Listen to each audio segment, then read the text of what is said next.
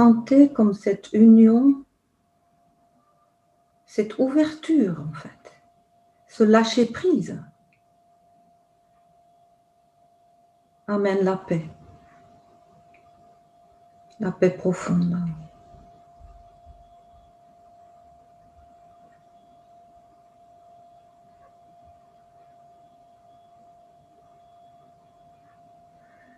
Comme dans un arbre, l'eau qu'il boit circule dans tout son être, dans toutes les feuilles, toutes les branches, pas de barrière.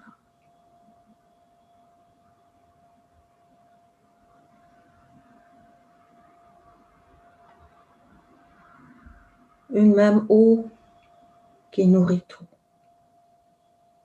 Continuons de regarder comment le mental nous coupe, comment l'ego, en fait, nous empêche de sentir la joie de l'unité.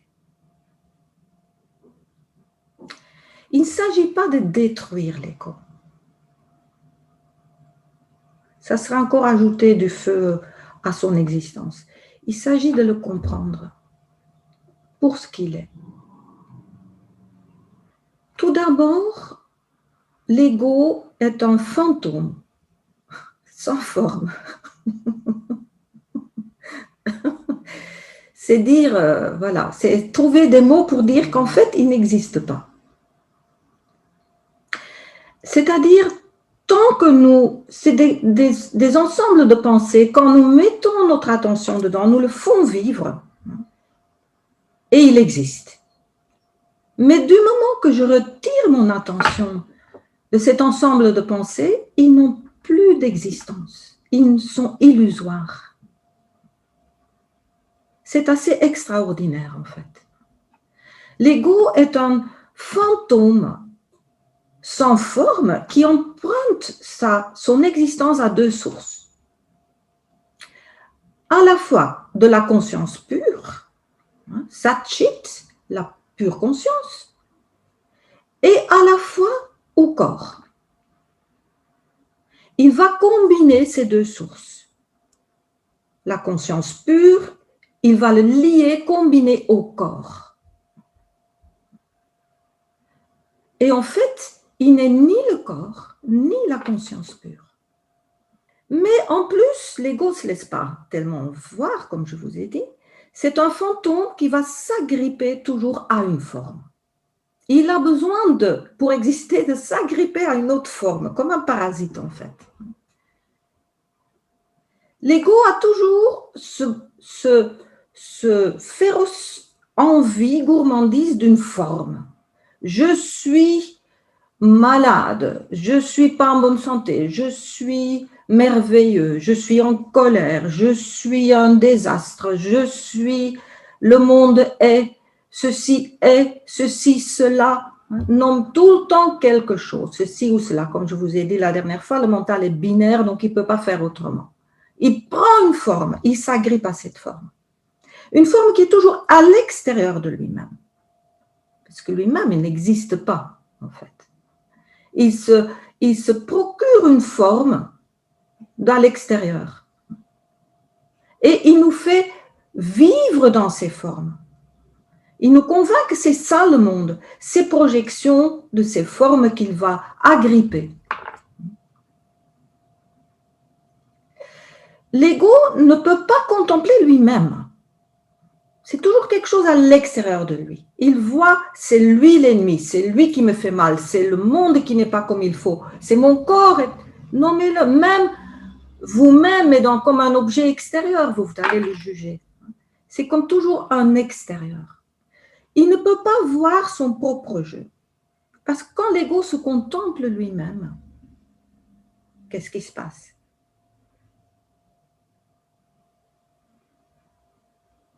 Il disparaît. Il disparaît. Ça, c'est le fameux investigation de soi que beaucoup de sages en Inde invitent à faire. Qui suis-je? Qui suis-je? Qui suis-je? Qu'est-ce qui tient? Quelle forme va tenir? Aucune. Il n'y a pas de forme. Nous sommes cette extase, cette joie, cette conscience pure.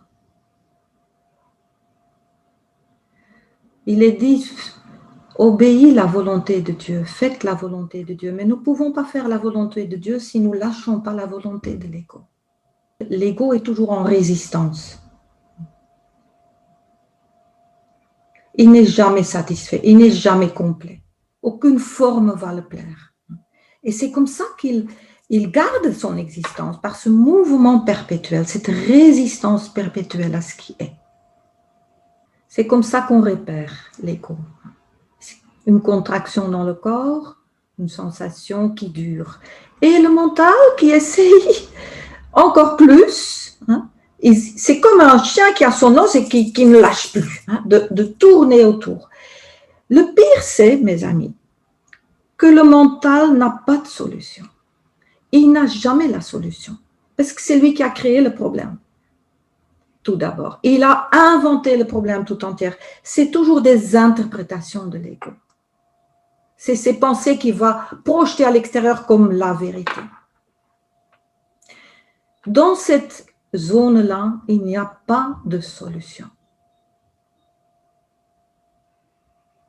Tandis que l'ego va nous faire croire que sans lui, nous sommes perdus. Il faut réfléchir. Vous voyez, c'est là où ça se passe. C'est là où être vigilant, de lâcher sa volonté, de le voir et de dire non, c'est pas toi. C'est pas toi qui va me guider. C'est pas toi qui va me sauver. Et collectivement, c'est vraiment le défi de l'ère du temps. Comme une invitation forte que nous devons faire un choix, la lumière ou l'ombre. Si l'ego gagne, quand il est confronté, il lutte encore plus. C'est la lutte. Résistance. Au secours. Si nous le repérons, au lieu de lutter, nous brûlons. Nous nous laissons brûler. C'est comme le combustible qui on laisse brûler pour augmenter le feu. Brûler veut dire je me laisse traverser, je me laisse ressentir. J'accepte en fait ce qui est là, même si c'est un moment désagréable. Ce n'est qu'un ombre, ce n'est qu'un chimère, c'est un passage. Rien n'est à lutter contre. Ces ombres, ces défis, ils sont nécessaires. Pourquoi sont-ils nécessaires? Pourquoi heureusement qu'ils sont là? Parce qu'ils nous réveillent. Parce qu'ils nous disent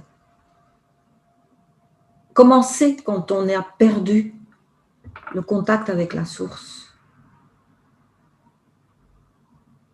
C'est grâce à l'ombre que nous pouvons nous repositionner. C'est grâce à la conscience d'être perdu que nous pouvons revenir.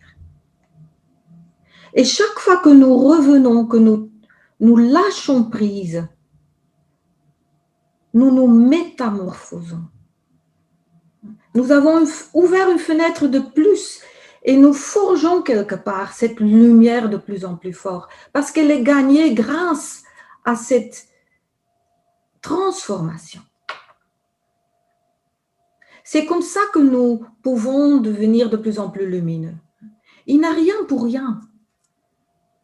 Vous savez, quand tout va bien, ben l'ego, il a moins de combats à faire et on peut croire qu'on est bien. C'est simplement que l'ego, il dort. Tu vois? Mais il n'a pas du tout amoindri. Il y a moindre truc qui va ressortir. Là, il est titillé. Il peut être titillé parce que chaque événement va nous impacter, va nous faire surgir nos films, certains films de peur, de manque, hein, les favoris de l'ego. Et de faire chaque fois le choix, en fait. C'est une grâce, comme je vous ai dit. Si on est parti dans l'ego, inconscient, nous n'avons pas le choix. Nous sommes partis dedans. Comme beaucoup de gens, quand on voit autour de nous, ils sont complètement identifiés à leurs émotions, à leurs peurs, à leur rôle. Est-ce qu'ils ont le choix? On peut se le demander. Mais plus nous évoluons, plus nous avons ce moment de choix qui va venir. Tiens, je suis perdu, je peux revenir. Waouh! Vous voyez, ça c'est vraiment un grâce, c'est vraiment un cadeau. La persévérance est le seul signe du progrès. Une des raisons, c'est que en fait notre avancement n'est pas tangible toujours. Parfois, nous pouvons avoir l'impression même de reculer, d'être encore titillé par les mêmes choses, ou même plus fort, ou d'avoir d'autres sensibilités. Et cela, c'est parce qu'à la fois, on pourrait dire cette métamorphose est très subtile. Elle se fait à des niveaux souvent en dehors de notre conscience mentale, justement. Là, on ne le voit pas. Plus nous avançons, plus nous devons de plus en plus sensibles. Nous voyons de plus en plus quand nous sommes détraqués, quand nous sommes coupés. Et c'est de plus en plus insupportable. On pourrait dire quelque part, plus grande est la lumière, plus fort est l'ombre, plus circonscrit, mais elle va alors être encore plus résistante. Elle va encore faire plus d'efforts à sauver son existence. En fait. Donc il va dire, ben voilà, avec tous les efforts que tu as fait, regarde où tu en es. Hein. Il va faire douter à tes propres capacités, ou à tes pratiques, ou à ton karma, ou etc. Il veut trouver des choses. Une autre chose, c'est qu'il va projeter dans le futur et dire, quand est-ce que tu vas enfin être libéré? Quand est-ce que ça va? Quand est-ce que je serai enfin tranquille? Quand est-ce que ma lutte sera gagnée? Il attend sa récompense. Il ne peut pas faire autrement. Il y a toujours cette attente, projetée dans un futur. Ça, c'est très important. Tant qu'on est là-dedans, finalement, par cette même attente, nous nous coupons. Nous nous coupons de ce qui est là. Et ça, c'est en fait peut-être la raison principale, c'est trop simple pour lui. C'est pas possible que c'est si simple. Et ça, c'est la persévérance. Vous voyez, c'est juste faire ça, c'est lâcher prise. Je me retire, je me vide de ces pensées. Je m'ouvre. C'est simple et c'est puissant. Sentir ce petit saut, ce petit décollage. Parce que l'ego, c'est du glu, hein. Il colle. C'est ce petit saut. Et vous savez tous, vous faites ce saut, il paye. Il paye. Vous le savez. Comment vous le savez? Est-ce que c'est la tête qui le raisonne? Non. Elle ne peut rien comprendre pourquoi tout d'un coup c'est parti. C'est incompréhensible. On ne peut pas le raisonner. On le sent. Et il n'y a pas de doute. On sent l'ouverture. On sent l'espace. On sent la joie. On sent le soulagement. On sent la liberté. Quand nous avons regagné le ciel bleu,